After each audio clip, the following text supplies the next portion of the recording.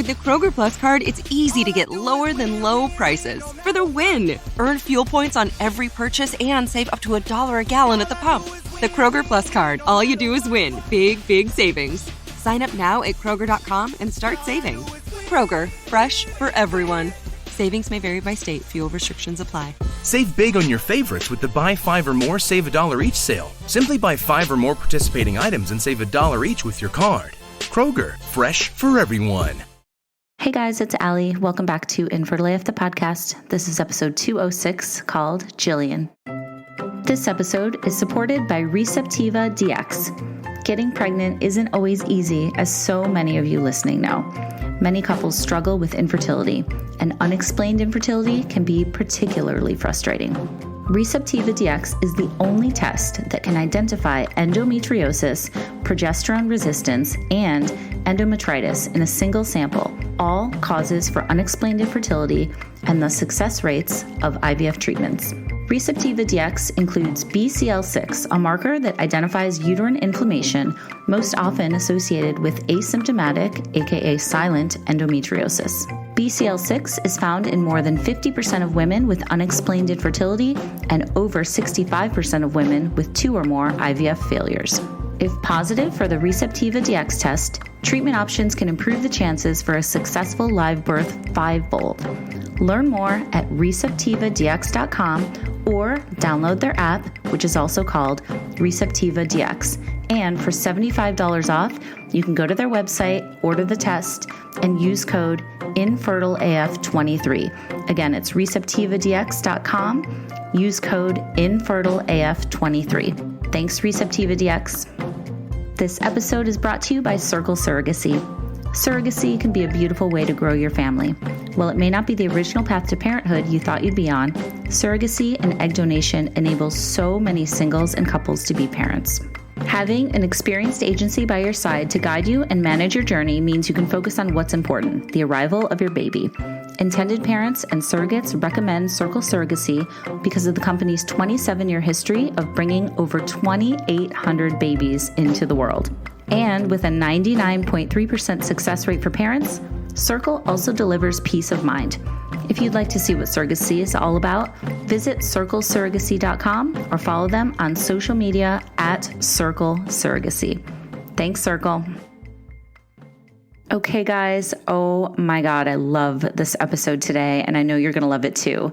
My guest today is the very cool, very funny, just very real Jillian Sipkins, who is an interior designer, a photographer, a mom of 2, and she is married to magician and Magic for Human star Justin Willman, who, if you guys haven't seen that show on Netflix, it is so good. And I've seen him actually a few times live with my kids. So if you haven't, check it out. Another thing you have to watch after this episode, after listening to this, you have to go on YouTube and watch Jill and Justin do their versions of Drunk History. They do 2. One is about how they met. One is about their son's birth story, and they are both fucking hilarious. So we're going to talk a little bit about that, but mostly about Jill's fertility story and her journey, her miscarriage, getting pregnant with her son, and then their surrogacy story, which led to their very new baby girl. So without further ado, this is Jill's infertility story.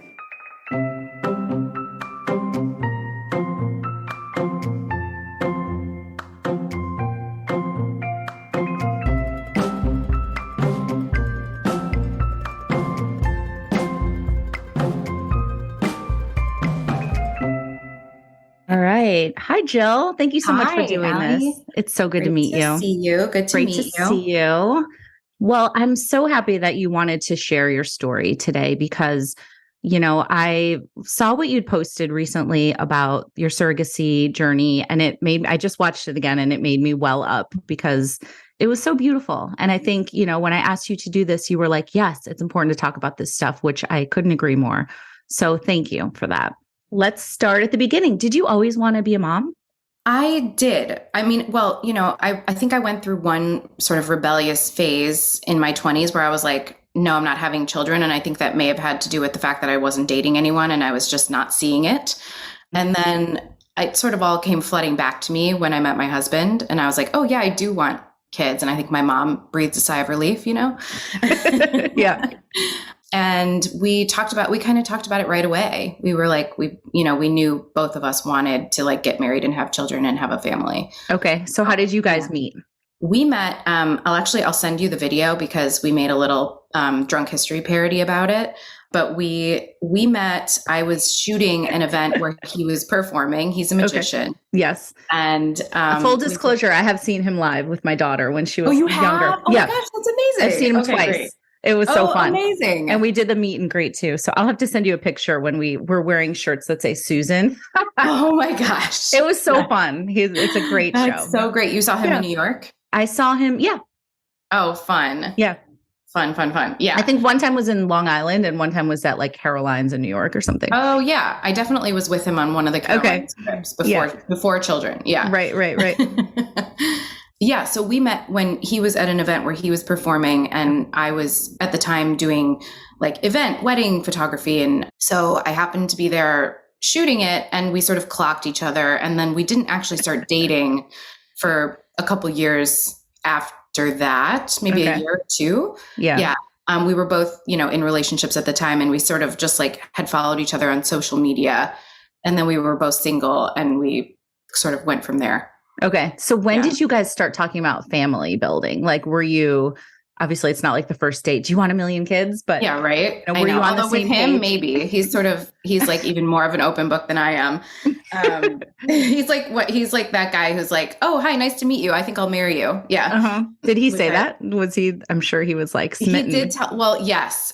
Pretty early on, he was like, I love you. I want to marry you. And I was like, ha. I love that. That's amazing. Yeah, but so he was pretty open about wanting kids. And I, at that point, knew that was what I wanted. And so we got married about maybe a year and a half after we started dating. So pretty quickly. Okay. No, maybe it was 2 years. Anyway, it's all learned. I know. It's like, what is time? What is time? Especially now. I know, right? Yeah. And I remember the night that we got engaged was when we started like making a list of baby names. So we were my God. into it. Yeah. Amazing. So backtracking a little bit, Jill, what did you know about like your fertility growing up? This is a common theme I feel like with women, like these days. For me, for example, it was like, you're going to get pregnant if you don't use protection. It's so easy to get pregnant. Yeah. And it was just drilled in our heads, like use protection or you get pregnant. So like when I was having problems getting pregnant, I was literally like, what the fuck? Like, where did this come from? Exactly. What did you know? Like, what did you learn in school? I definitely had that fear of like, anytime that, anything sexual happens, I need to take a pregnancy test, Like it was drilled into my head. Yeah. And then I was diagnosed with type 1 diabetes when I was 18. Okay. And one of the first things that my doctor at the time handed me was a pamphlet about how hard it was going to be for me to be pregnant, basically. And so from the time I was pretty young and not even really thinking about kids at that point, I sort of had it in my brain that it was going to be difficult for me. And that I was going to have really tight control if I ever wanted to do that. And that, there could be all kinds of problems and all that. So did they tell you that you were going to have to use like assisted reproductive technology necessarily, or it was just going to be hard? No, it became clear to me that it was going to be dangerous for my body, or that it could be dangerous for my body. It wasn't until I actually started trying to have kids that I got on some forums and realized that like, oh, there are women with type 1 who are doing this and they're doing a great job. And the babies are fine. And, for the most part. And it sort of gave me a newfound confidence about the whole thing. But there was like, 15 years where I was like, oh, there's definitely there's a chance that I'm going to have like a baby with all kinds of issues, or the baby won't make it, or, and it'll be my fault and all that. So it was sort of scary. It was a lot. Yeah. Yeah. That is a lot, especially you learned that at like 18. Yeah. Okay. Yeah. Which at the, when you're 18, you're like, whatever, that's not a problem right now. But it was always this little seed in the back of my head that was like, oh, when I do want to do this, it's going to be harder for me than other people. Well, that's cool, Right. Exactly. Cool. Yeah. Thanks. Yeah, cool. Thanks. Yeah. Okay. So what happened when you guys did indeed like start to try? When we started trying, I got pregnant right away. Like the first month that I went off birth control, which had been like the first time I've been off birth control since I was like 15, you know, Right, like, totally. like my body was like, what is happening? Mm-hmm. And I got pregnant, and then that was a miscarriage. That pregnancy was ended in miscarriage at about 8 weeks. And so then we took a break. We like went to Japan and like, you know, ate sushi and drank sake. And then we came back, and I thought, well, it was so easy, you know, it'll be easy again. And started trying, and then we're trying and didn't get pregnant again for 8 months. Okay. And then finally at that point, you know, that was when we were going to start looking into solutions. And I did get pregnant on my own. And about a week into that pregnancy, I started bleeding really heavily. And that's so scary. I know. I called my doctor and I was like, you know, I'm bleeding. He's like, you know, obviously there's nothing we can do. It's really early. And he said, come in next week and we'll make sure everything has cleared. And, you know, you guys can try again or whatever. I'll just make sure. And I bled and went in and the next week, and the pregnancy was there. Oh my gosh. So that whole time were you thinking, I'm having a miscarriage, I'm just going to let it pass? And okay. Totally. Cramping, bleeding, everything, you know. That must have been devastating. Miscarriage. And that entire pregnancy with my son, I bled the whole time. Okay. It was a subchorionic hemorrhage, a huge one that just like would continue to open and continue to open. And he would go in and he would be like, well, you know, the baby's still in there, but there's still a chance that you're going to miscarry, and I'll see you next week, kind of a thing. That's terrifying. So you're never really able to relax, right? Never. No. And it was just like, you know, during this time where you're never supposed to bleed, I bled the entire time. And again, here comes a big TMI, you know, right up front, but I would pass these clots that are like the size of lemons, you know. Oh my God. Like, yeah. That's for sure a miscarriage. And then I'd go in the next week and he would still be there. So it was like, wow, just a lot of mind games and body games. And absolutely. And were you having like almost like PTSD from the first miscarriage? Oh, totally. Like, it's the same. Yeah. Cause you're like, oh, well, I know that this can happen and that my body, you know, will miscarry. So I just sort of, it was hard for me to get attached to the pregnancy because I kept thinking that it was going to end any minute, you know? Yeah, I know exactly what you mean. Yeah. You know, what's crazy is my son through IVF now, people who are listening know this, he's 7. And I still like when I wipe and there's no blood, I have like a little sigh of relief because I feel like I have PTSD from so many times when I'd be like, please no blood, and there would be blood and I'd be having a miscarriage or something like that. So do you have that too? Like that I feel like totally. It stays with you. Totally. Yeah. I have, you know, just vivid memories of that time. And just, it's you know, it's more blood than you've ever seen in your life during a time where you're supposed to be not bleeding at all, ever. Right. You know? And it must have been so terrifying going in for those appointments and, you know, expecting terrible news and, you know, waiting for the other shoe to drop. And then they're like, oh, here's the heartbeat. And it's like, that's wild. Totally. That's wild. Yeah. So what did you do like mentally to kind of get through that tough time? I just kept thinking, you know, okay, well, at this point we've gone in several weeks and he's still been in there. And so, you know, on the other side of it with the type 1, my sort of job was to keep my blood sugars really, really tight, you know, tighter than they had ever been. Mm-hmm. And so I focused on that and trying to get my A1C, which is sort of your average blood sugar, down as low as I could get it without, you know, into dangerous zone, just to try to protect him. And that was difficult because I also had hyperemesis. So it was really hard for me to not just like when I wanted to eat carbs, right? You know, right. Which is sugar. So it was the hardest thing, you know, that my body has done was definitely. Yeah. So was there ever a point where you were able, like maybe towards the end, able to be like, okay, this is happening. He's coming. Like it's going to be okay. Well, once we got into the third trimester and he was born at 35 weeks, he was born early and probably because of all the bleeding, just like it wasn't going to make it the whole time. But towards the end, I was like, all right, well, it's sort of like when you're on a, tell me if this is just me. It's sort of like when you're on a plane and you're landing and you're like, close enough to the ground where you're like, okay, if the engine failed now, we would still land. Yes. And we would still maybe be alive. Like, okay, we did it. Like, like we might crash, but like we will survive. But like we might still live. Yeah. Right. That's a great sort of like analogy. Where I got like far enough into the pregnancy where I was like, okay, well, if there's a catastrophic failure, we might be able to have help on the other side. Yeah. It's a perfect way to say encouraging. Yeah. Okay. Yeah. Yeah.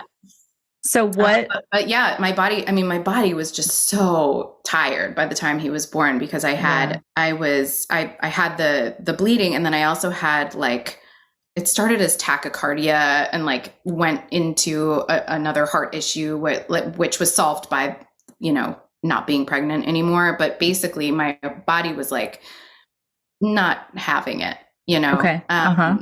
with all these just stressors on it. And I know to this day, I don't know if it was my type 1. I don't know if it's just me and my genetics or what, but it was like, it was just a lot for my body. I was in and out of the hospital the whole time. Oh gosh. Yeah.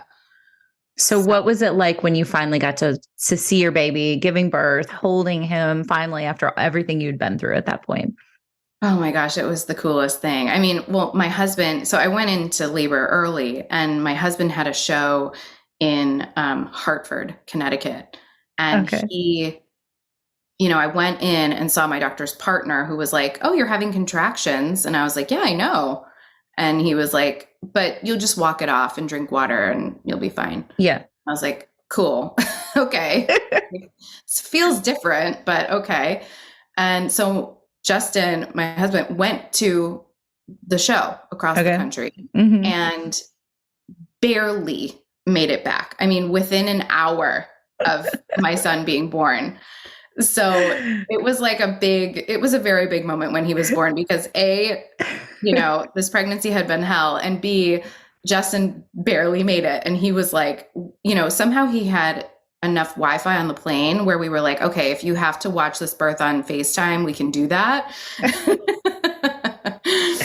But it was close. It was. Wait, I feel like, does he tell this story in the show? I feel like that now that you're saying it, I'm like, wait, I've heard. We also did a Drunk History parody part 2 on this one. So I'll send you both of those for when you have time.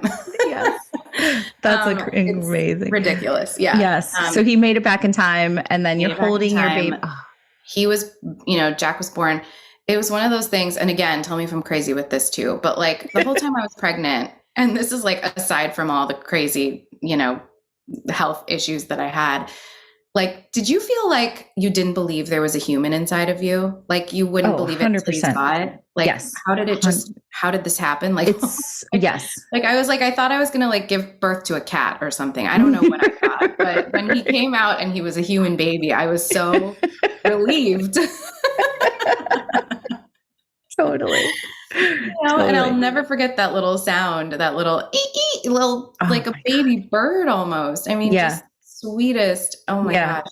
I was in complete shock. It's so weird. Like pregnancy, the fact that you like made a human is when you think about it, you're like, what? It's almost so like what's like that Schrodinger's cat thing where you're like, well, I didn't see him go in. Right. So he may or may not be a human baby in my belly. I don't know, Totally. Oh my God. Oh my God. Okay. So his name is Jack and he's 3. He just turned 4 in December. Oh, 4. Okay. Yeah. And tell me about, when did you guys talk about baby number 2 or the next one? So I had been told pretty early on, and this is, so when I gave birth to Jack, the placenta just did not come out. And they were like, oh, okay, so you have an accreta or a procreta, and we need to go in and get it. They went in to manually pull it out, and they just couldn't get all of it. I'll describe that though as probably the most painful part of the entire Yes. process because again, with the So it was a vaginal birth? This was vaginal, yes. Gotcha. So sort of like you're a puppet at that point and they're going in and getting the placenta out of you. Oh my God. It's insane. It's insane. I know. I'm sorry. You can The cut visual. that. No, I'm not cutting that. But that was the point where I was like screaming for the meds. I was like, this is, yeah. But so they couldn't get it all. They thought maybe they did, but then I bled for 8 more weeks after pregnancy, and I had already been bleeding this entire time. So then they were like, all right, well, you need to come back in and we'll surgically remove everything. Yeah. So I went in for basically a DNC, I guess, although if it, because it had grown into the wall of the uterus, I'm not sure what else was involved. But basically what they told me afterwards was that they filled my uterus with fluid in order to see what was going on. And the tissue, the placental tissue that was still in there was so vascular that it just sucked all of that fluid immediately into my lungs. Oh my God. So they woke me up from the surgery. I woke up, they just gave me like a little bucket and they were like, you need to cough up this fluid for the next couple of hours. And then we'll try the surgery again another time. And I was like, no, thanks. I've never heard of such a thing. Wow. So there was, so basically, there's still scar tissue, a lot of scar tissue in there. So I went and saw a specialist and she was like, well, maybe don't do this again. Yeah. Would they describe that as Asherman syndrome? Did they tell you that it was called that, or is it just? No, they didn't, but maybe, I don't know what that is. So it could yeah, it's that's also usually a blur. So yeah, no, I know.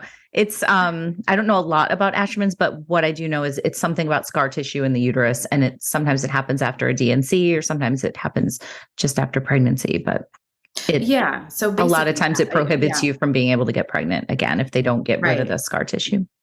Exactly. So it was sort of one of those things where it was like, how are they going to get rid of this without my body acting like my doctor was like, we didn't expect this. He was like, this is something that happens to like 80-year-olds.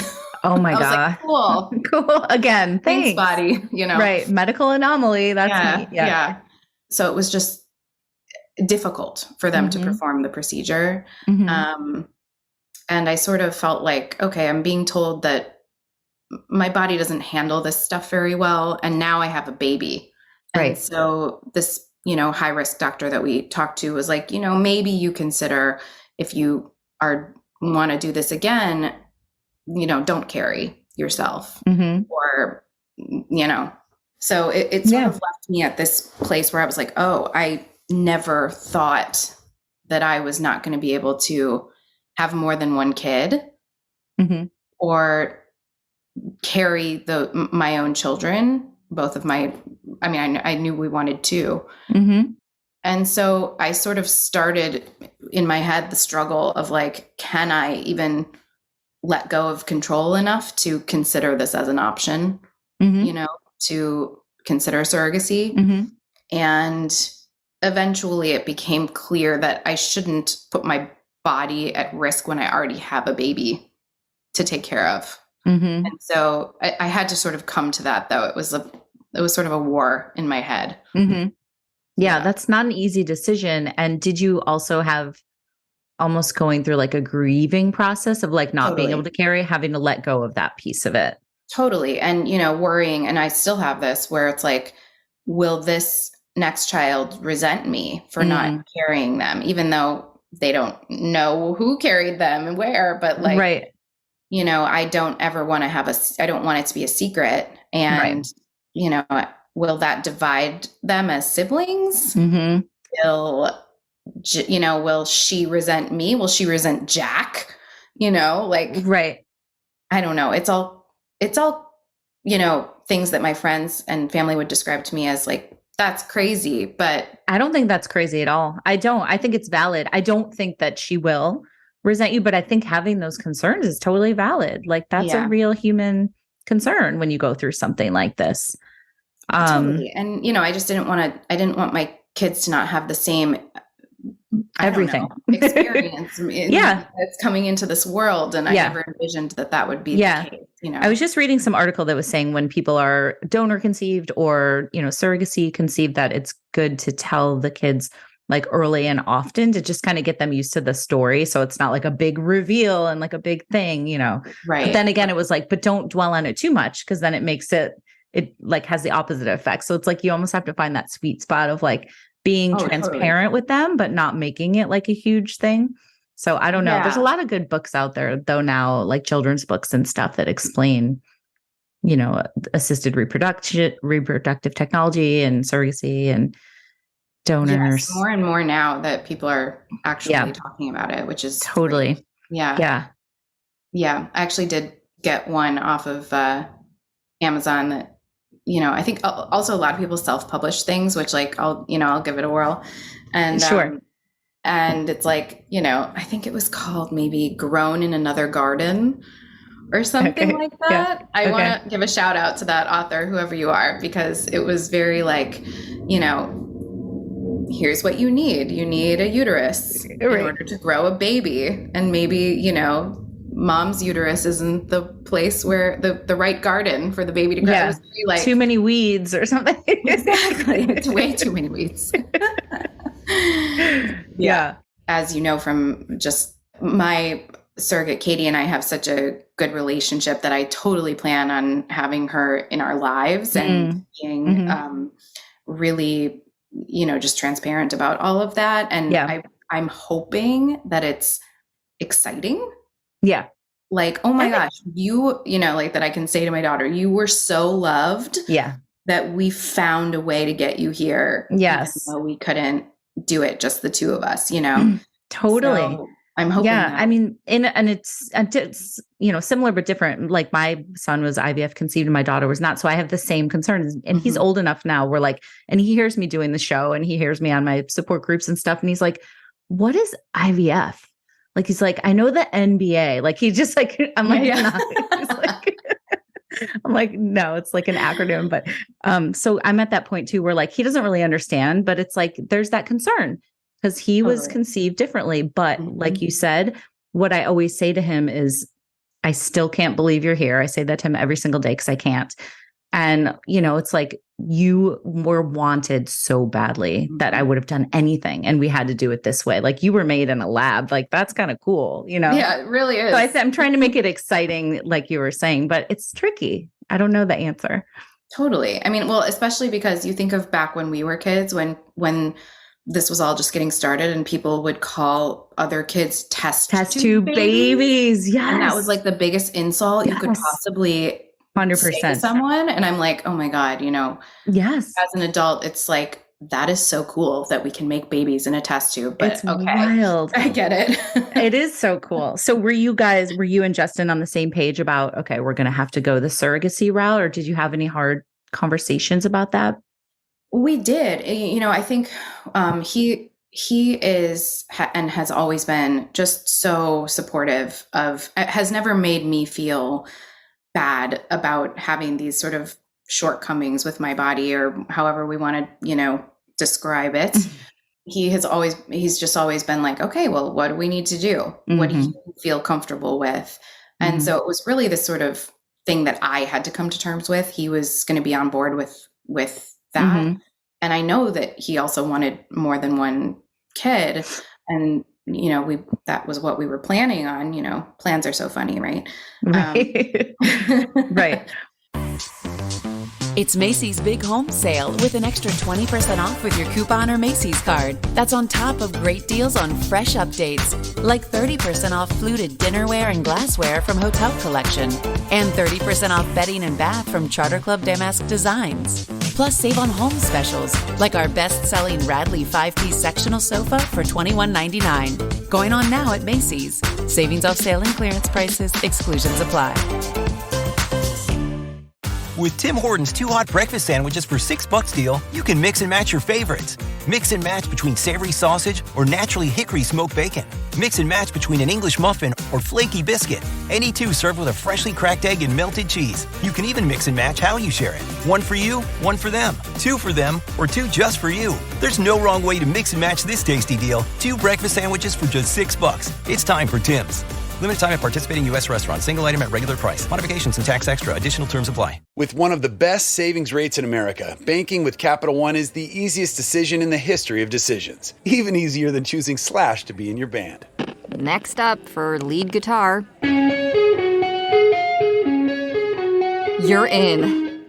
Cool. Yep, even easier than that. And with no fees or minimums on checking and savings accounts, is it even a decision? That's banking reimagined. What's in your wallet? Terms apply. See CapitalOne.com/bank for details. Capital One NA, member FDIC.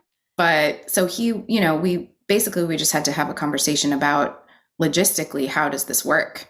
You know, what do we need to do in order to make this work? Because there's so much that goes into it. There's the IVF for me, there's the IVF for the surrogate, there's the legal, there's the money, there's it's a lot behind the curtain. And so it was basically just a willingness and an ableness to do what was needed in order to get where we are right now. So how did you get the ball rolling? Like, how did you did you work with an agency, or did you like ask friends who'd use surrogates, or like, where did you begin? We started with a friend of ours who had used a surrogate. She had just debilitating hyperemesis to the point where she was like constantly on an IV and just was like, can't do that again. So they found their surrogate, I believe through an agency, wonderful woman who we ended up actually meeting with and trying to pull her out of retirement to help us. And I don't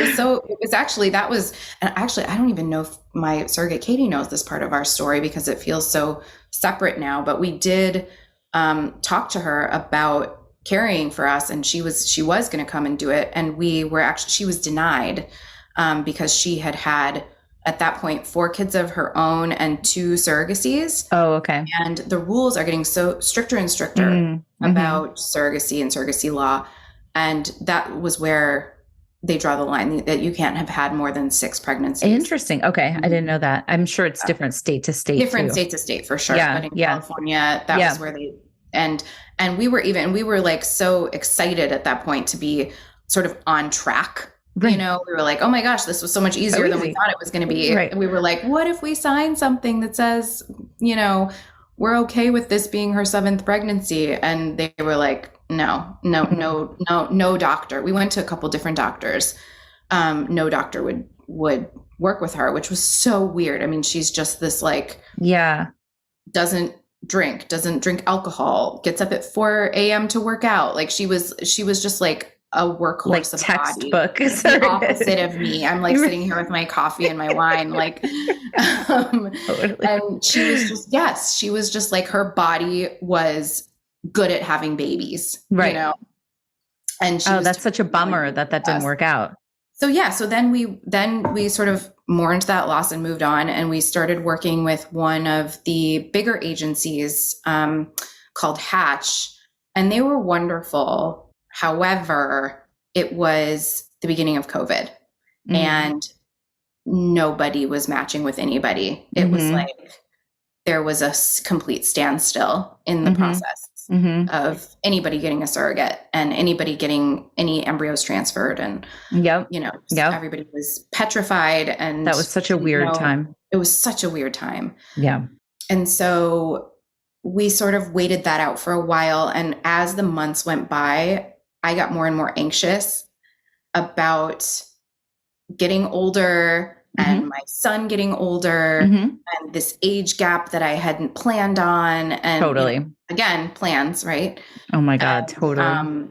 So I got, a little bit just antsy, and I went searching, and I found Megan Edgecombe, who is, she heads up an agency called Your Fertility Advocate. And I just want to give her a big shout out because she's so wonderful and boutique. Okay. And we ended up switching over to her agency, and she matched us with Katie right away. Oh, wow. Okay. And Katie was, she had basically, because she was sort of a newer agency, and she had recruited a bunch of first-time surrogates. And I think in the beginning, everybody thinks, oh no, I want somebody with experience doing this. And I'm so glad we didn't do that. Like it actually ended up being so cool to go through this process, both of us completely green, Right.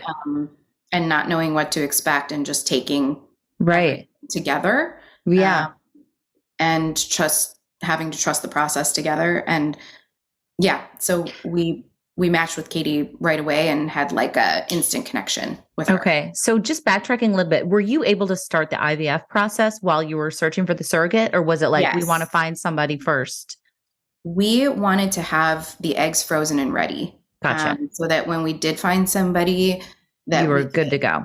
Yeah. Because, okay, it's kind of just, everything is slow. And so to have that part ready was really helpful for, so now we got to do this legal stuff, and now we got to, there's so many steps. So how did you do with the meds and stuff, especially with the type 1? Like, did that have any, effect on it, or? It actually was okay for me. Oh, good, good. I think compared to my pregnancy with Jack, it was almost a breeze. It was like, oh, okay, so I do this thing, and then I have this procedure at the end of it, and then my body can rest again, and it was so it was sort of like I had this goal and I was ready, and it didn't matter that I felt kind of crummy doing it, because it was only there's an end game. Exactly. There's like an end in sight, and it's way closer than the end of a pregnancy. That makes a lot of sense. Yeah. Cause it's like, you have to do this shot at this time. And it's kind of, if you follow the steps, then that happens. Yeah, totally. It was like math. It was just okay, so I do this, and then I do this, and then I get this. Okay, cool. Yeah. Right. And how did you guys do, like, embryo wise? Sorry, we did pretty good. Well, so actually, according to from how we started to how we ended, they would probably say that was actually not so good, but because the attrition rate is crazy. It's crazy. When I came out, they told me we got 33 eggs, and I was like, oh my gosh, that's amazing. 33 kids. Wow. And then, the number kept shrinking and shrinking and shrinking. Yeah. And we ended up with 4 viable embryos. That's great.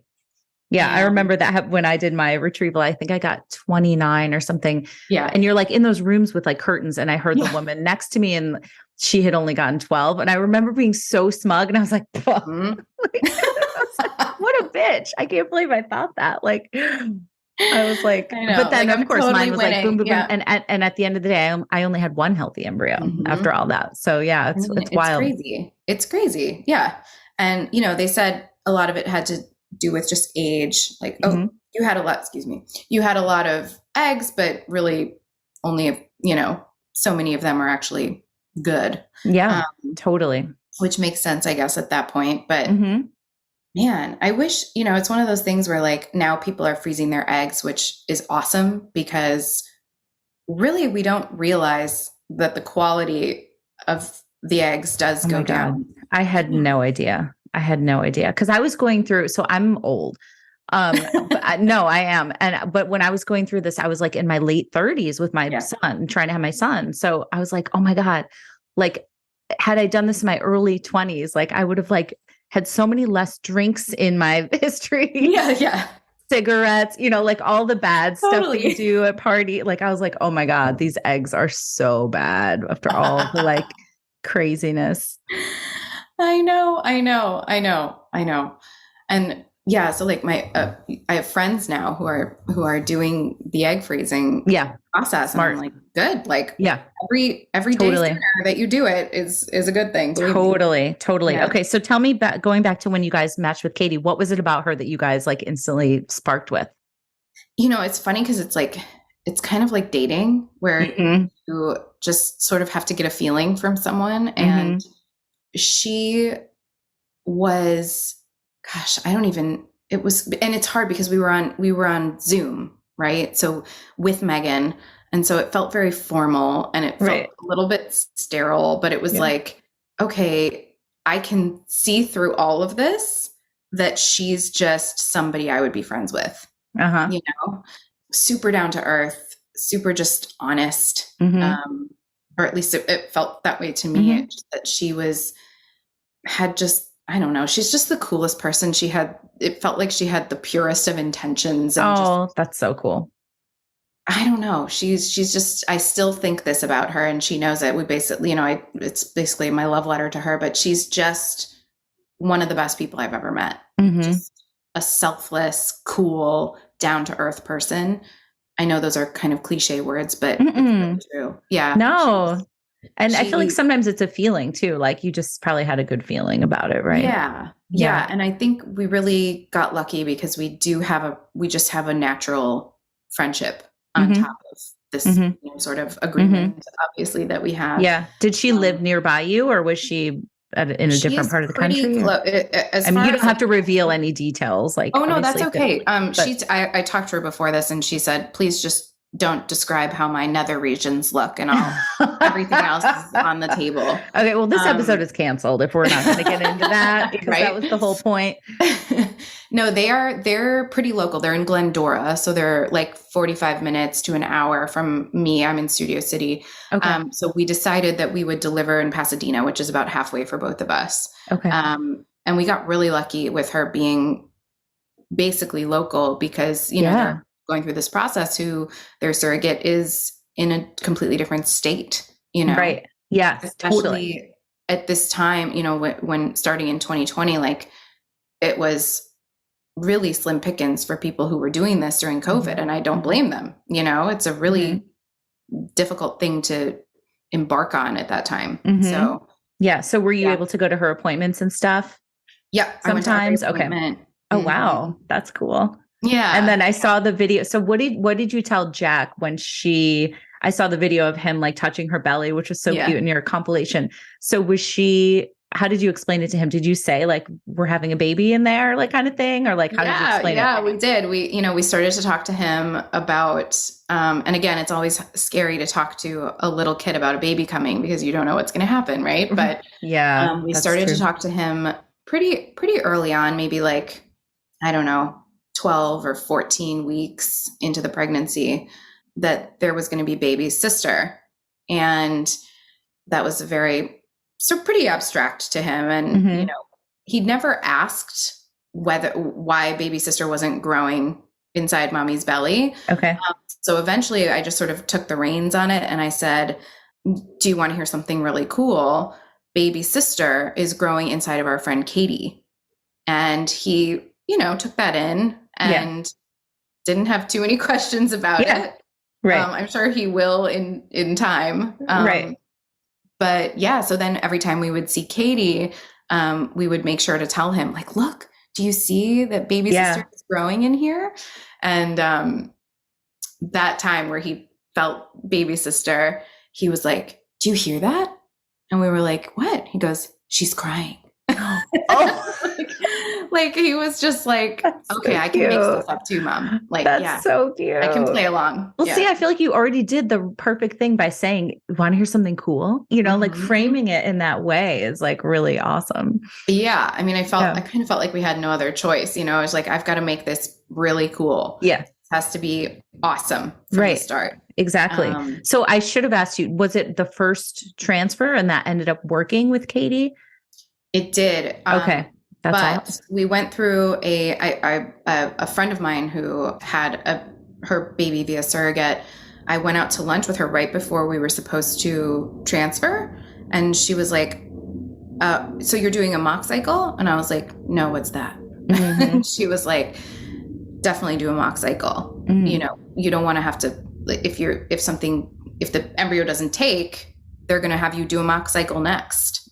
So do it up front so that your medications are correct. And I still thank her for that because our medications were not correct. Oh, interesting. Okay. And so had the embryo not taken, we would have learned that later on and we would have been like, I wonder if that was why. Right. Okay. So they were able to tweak the progesterone and all that stuff, right? Yeah. Exactly. So it's exactly as you would do for a transfer cycle. But instead of doing a transfer, you do a biopsy. And so you biopsy the uterine lining just to see that everything was how receptive it is and all that, and what the levels are. Yeah. Yeah. So there was an extra day or two added of progesterone at the end. And luckily we took, because Oh my it was gosh. not our best quality embryo. Okay. So we were nervous from the start about whether it would take. Were you guys able to decide which embryo, or did the doctor decide, or how did you come to that? We decided we wanted to try for the girl. We were curious about the girl. Yeah. The rest of our embryos were boys. And so we were sort of like, okay, well, as long as in this weird process, we have the choice, I guess we'll see what the girl is like. Completely. And so that was what we decided to do. But that she was like a day behind on development of the lining, or the I don't know, her edges were not as clean, I guess. Okay. So, but a lot of times, but she was genetically, it was normal. So they were like, you know, it's either going to take or it's not. And if it takes, it's the same as any other quality embryo. Right. Yeah. That's so cool. So when did you find out that Katie was pregnant, and how did that go? Well, we knew that we were going to do her beta test, you know, 9 or 10 days after transfer. And we both were, she had some cramping. And I was like, ooh. And we were like, should we check? You know, should we? And we decided to check because we were like, I would rather know going into it that it didn't work. Yeah. Than get like sort of this solemn, 100%. So sorry message from the doctor. And she took a pregnancy test with me on FaceTime, and we both couldn't believe it that she was we were like, oh my God, I can't believe it worked. Like, what? We were, my God. I think you have this low bar when you go into this IVF, or this whole process where you're like, oh, there's no way this is working, you know. This is crazy. So when she was pregnant, it was like, oh my God, I can't believe it. Like, I can't believe that we took this embryo that is not yours and put it inside your body, and now you're pregnant. That's wild. It's wild. It is wild. It's so cool. Yeah. It's so cool. So what was in your video again? Sorry to keep referencing this, but it's really stuck with me. So what did you guys text? Like, we made a human or something like that? Or what yes. Okay. Like still to this day, we text, I can't believe we made a baby. Like, I can't believe we made a baby. It's wild. Yeah. Yeah. I mean, it really is, like, you know, and I will say this, that, you know, she went through so much with this pregnancy, and I didn't, you know, that's doesn't come through enough in that little video that I made, but she had very easy pregnancies with her kids, which is probably what led her to this, thinking that this was, you know, going to be hopefully a piece of cake for someone else, right? That's what we all hope going into pregnancy. And it just wasn't. It wasn't. I don't know if it was because it wasn't her genetic material. I don't know if it was just like every pregnancy is different. I don't know if it was age. I don't know. I really don't know. But I bow down to her forever for what she went through. She had severe preeclampsia. She had heart issues too. She went into AFib at one point. Oh, wow. And she was admitted to the hospital for preeclampsia and for her heart. Scary. And so she was like this pregnant woman in the telemetry ward. Oh, wow. All these cardiac doctors are like, what are you doing here? No. We can't, we got to get you out of here. You can't be in this, you know, down in labor and delivery. So, but yeah, so she was in the hospital, in and out of the hospital as well. And just trying to keep her blood pressure down, and her AFib was resolved within a few days. So that was good, but it was scary. That is scary. Wow. So when the baby was born, can you tell us a little bit about that? Yeah. So basically she had finally been discharged from the hospital for that stuff, and her medications were tweaked, and she got to go home for a little while. And we went into our what was supposed to be our final NST, non-stress test for the baby, before we were going to induce, because the preeclampsia, we had an induction date just for Katie's own protection. And then so we didn't think, things were back to normal, we thought. And Rosie failed the NST.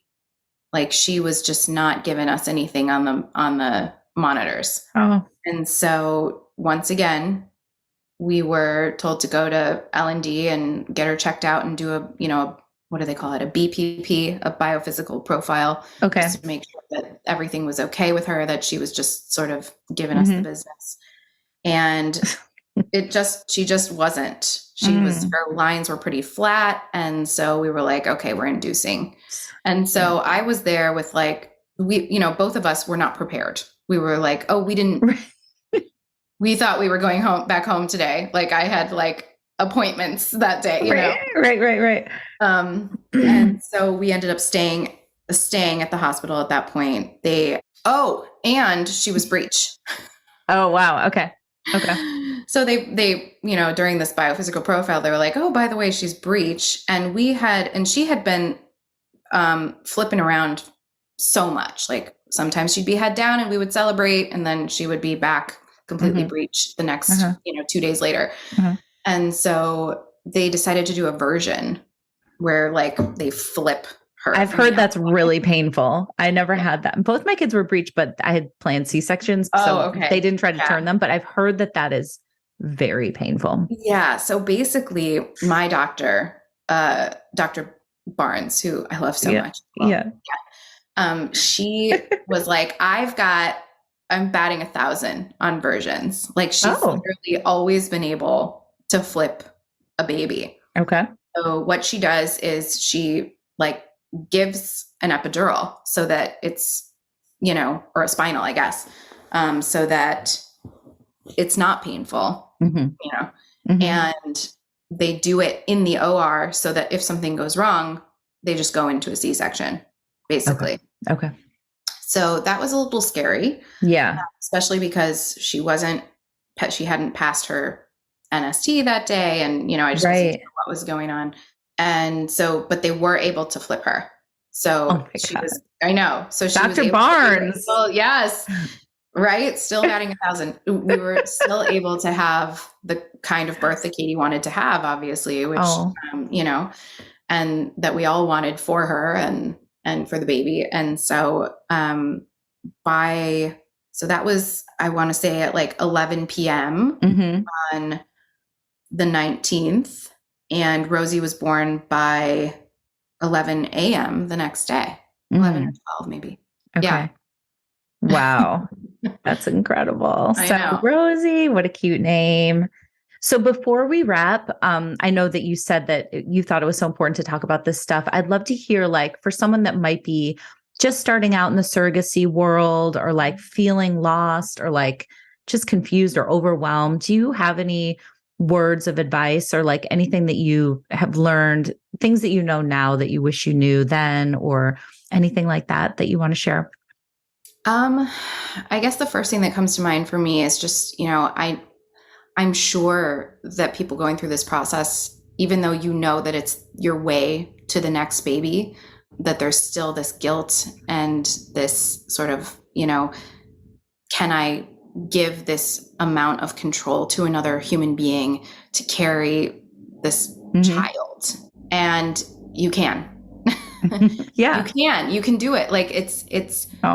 I know that it's totally this huge mental hurdle, or at least it was for me. And I am so happy that I got there, because I could never have expected what I got out of this journey, and it's obviously so much different than what I had planned and what we had planned for our family, but it's incredible that it's incredible that it can happen. It's incredible that we have the science and the tools that are needed to bring kids into this world when, you yourself can't carry your baby. And I guess my advice would be, as difficult as that mental hurdle is, the faster you can get there, the better, because you're probably about to go on this journey that you could have never imagined. It's incredible. It's a relationship that is like no other in my life. Obviously, we have this connection forever.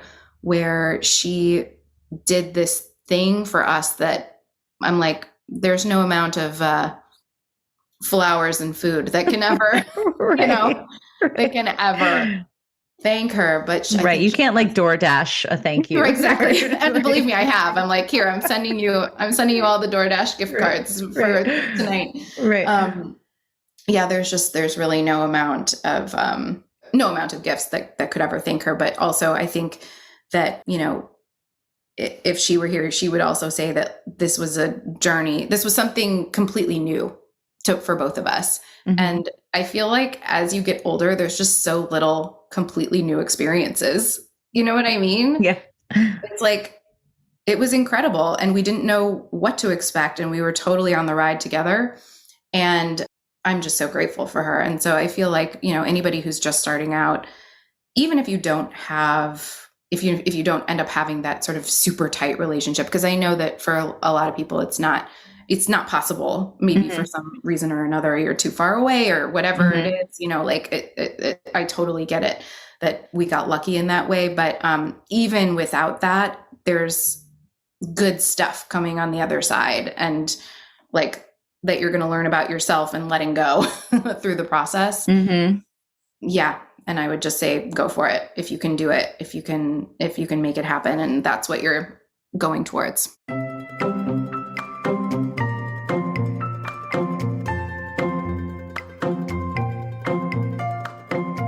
I mean, was that not amazing? I love her. Thank you so much, Jill. Thank you so much, Justin. Guys, please check them out on Do the Drunk History thing. Google it. It's on YouTube. And check out Justin's show, Magic for Humans. And check out Jill on Instagram, too. She is a really talented interior designer and photographer. So you can follow her on there. But I also wanted to let you guys know, if you don't already, that Fertility Rally is out there and waiting for you guys. If you're looking for a safe space to land, if you're looking for a group of people who fucking get it, please check us out. We are a community. We've got 4 support groups a week. We have 3 private Facebook groups. We've got tons of videos and resources on our website. We've got just an amazing community that's ever growing and ever evolving, and we would love for you to check us out. So our website is fertilityrally.com, or you can check us out on Instagram at fertilityrally. But thanks again to Jill for sharing her story, and I will talk to you guys next time.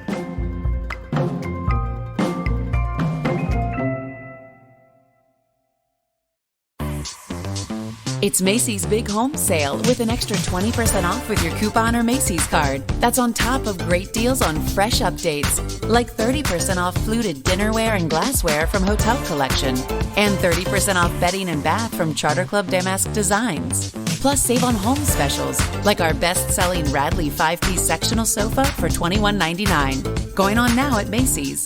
Savings off sale and clearance prices. Exclusions apply. With Tim Hortons 2 hot breakfast sandwiches for $6 deal, you can mix and match your favorites. Mix and match between savory sausage or naturally hickory smoked bacon. Mix and match between an English muffin or flaky biscuit. Any 2 served with a freshly cracked egg and melted cheese. You can even mix and match how you share it. 1 for you, 1 for them, 2 for them, or 2 just for you. There's no wrong way to mix and match this tasty deal. 2 breakfast sandwiches for just $6. It's time for Tim's. Limited time at participating U.S. restaurants. Single item at regular price. Modifications and tax extra. Additional terms apply.